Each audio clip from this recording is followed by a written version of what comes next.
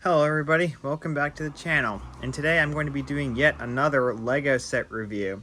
So today we've got another Ice Planet 2002 set from 1993, set number 6983, Ice Station Odyssey. So without further ado, let's take a look. So to start off with, we have these instructions right here. Again, we've got that beautiful Ice Planet space artwork on the front with the sky, the grid, the icy terrain in the background. Steps are pretty straightforward. We start out building the rockets, the little vehicles, and then we get to the base, and yeah, just pretty straightforward.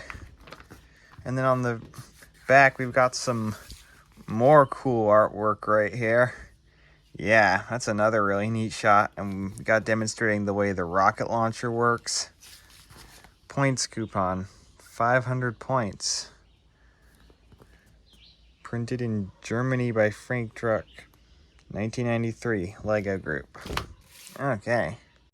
So if you remember from my last review of the Deep Freeze Defender, this set has 3 minifigures just like the Defender, and it includes the exact same 3 minifigures. We got Commander Cold, the leader, a generic Ice Planet astronaut, oops, and then Dr. Kelvin. Yeah, just the same 3 minifigures as the Deep Freeze Defender, but once again, excellent minifigures, as usual. Turning our attention to the set itself, we've got this little speeder snowmobile craft right here included. It can seat 1 minifigure. It's got a sloped printed roof brick on the front with the Ice Planet logo on it. It's got a control panel right there. These, I don't know if these are just lights or if they're meant to be laser weapons or what they are. They can move though because they're on hinges. And then you've got these, whatever they are, that move on hinges as well. And it's built on top of a couple of those skis, which were designed for the Lego Technic figures, and they allow it to glide along the ground like that. Actually does glide kind of smoothly, and you can see these skis have some scratches on them, indicating this one's clearly been played with. Next up, we've got this little transport truck rover thing right here. It's also got a printed slope with the Ice Planet logo on the front and a control panel, just like the snowmobile. It's got a couple of skis stored in the back, a seat for 1 minifigure.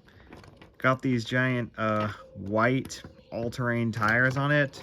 It's articulated, rolls pretty nicely, as well as a little articulation of suspension. And then the back can raise up. These 2 flaps can open, and then you can launch the rocket off of there. Now, one note, there's actually supposed to be a couple of black 1x4 plates in there, which are missing on mine, unfortunately. I can't find them at the moment. Oh well. Still a neat little vehicle, though. And now let's turn our attention to the base itself. And again, I'd like to let you know I'm missing a couple pieces. I'm missing a black modified plate that goes here, which I have substituted, and also a couple of black 1x4 plates. Did I say tiles earlier? Plates. That's what they are. 1x4 plates. A couple of those are missing, but I'm still going to review it anyway. So right up front here, we have our entrance with a control panel and lever. I'm assuming this is probably for accessing the base. And then we've got this laser gate here that opens. Once you punch in your codes or scan your ID to let them know that you're actually an Ice Planet astronaut and not a Blacktron or Spy Race invader, then this gate can open and you can walk right up this ramp into the base. And I like that it has some protection, although I do have to admit, I suppose someone could get around there, but I guess you have to use your imagination. And if that's not enough, we have a second gate up here that has to open as well. Maybe that's how they keep Blacktron out. Although then again, there's that gap right there. But and right up here, we've got storage for mining tools and skis right here. Inside the base right here, we've got a swivel chair for a minifigure to sit in. Control panel right there. Storage for ice saws and mining tools right there. On this side, we've got a computer monitor right there, and we got more storage for tools. Although I have to admit that computer monitor is kind of hard to get to when the rocket is lowered and there's a satellite on the end. Kind of awkward, but and some space to walk around in there. We've got these giant trans neon orange quarter dome pieces, which only ever came in this set.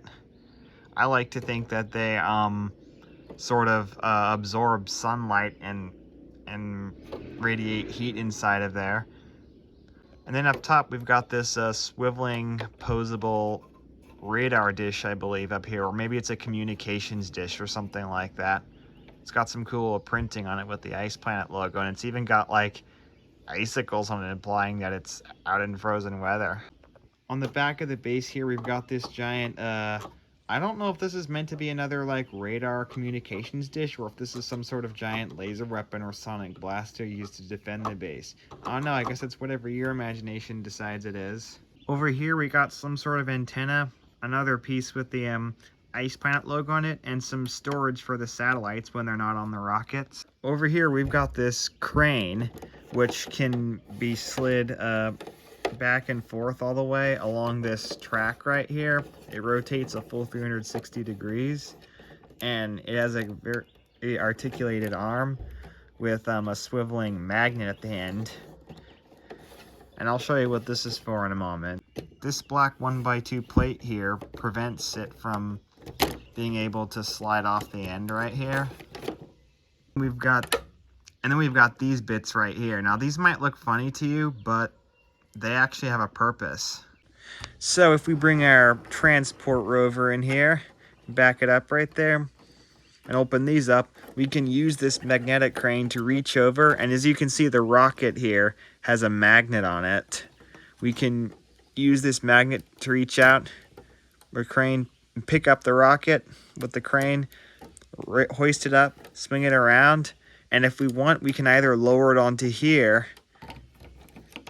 and simply leave it on this stand for the rocket. That's what these pieces are for.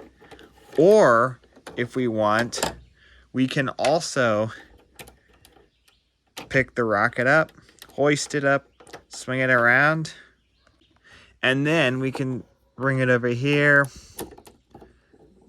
move it into position, lower it, close these up, and there we go. It's placed into the rocket launcher. And now, to prepare for launch, you see this blue knob right in here? Well, what that's for is you place a satellite on the end of the rocket, and then you can twist the knob, and the rocket launcher rack raises into the launch position right here. Then you can open these flaps up, and then 10, 9, 8, 7, 6, 5, 4, 3, 2, 1, blast off.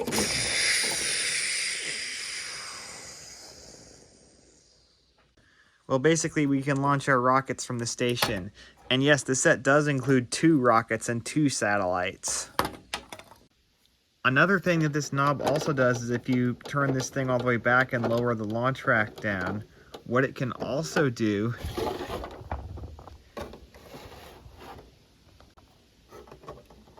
is raise this dish on the back if we push it back even further. Somehow it doesn't seem to be working correctly right now. I'm wondering if I have something built wrong on there maybe. I'll have to double check. I think it's supposed to raise the dish on the back. Oh no, maybe I'm mistaken about that.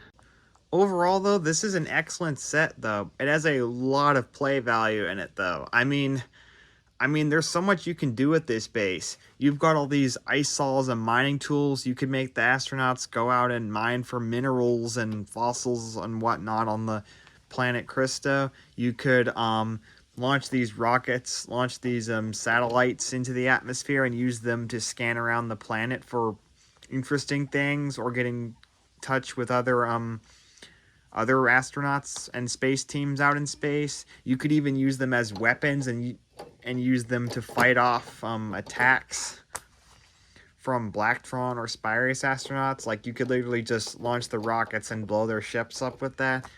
You could make the astronauts test and research rocket designs and engines and things like that. You've got this craft you can go out and explore with. There's just so much you can do with this base right here. I mean, it does look a little bit simple overall compared to a lot of modern sets, but that's the beauty of old Lego. It's sort of intentionally vague so that you can do with a lot with it. Overall, I think this is an excellent set. I would very highly recommend this set, especially if you're an ice planet or just a space fan in general. The only downside to this set is that it is kind of expensive nowadays, which makes sense because it's an old set, and it contains some very hard to find pieces, such as these neon orange quarter dome pieces I mentioned earlier, and this raised base plate only ever came in this set in this color and printed ice terrain pattern. So yeah, buying this set can be a little pricey, and parting it together can be a bit tricky, but if you really are that big of a space or an ice planet fan, I would still recommend this set. You still gotta have it if you're a really big fan of that. So overall, with that said, I want to thank you all for watching. Hope you enjoyed this video. God bless.